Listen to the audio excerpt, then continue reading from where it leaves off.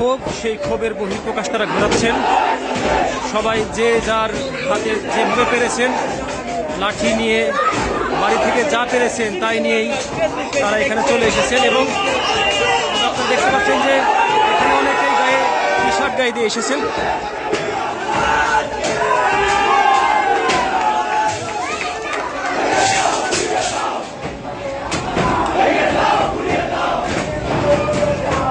আমরা সর্বশেষ অবস্থান জানাচ্ছি, আপনারা একুশে টেলিভিশনের সাথে থাকুন সর্বশেষ অবস্থা জানার জন্য।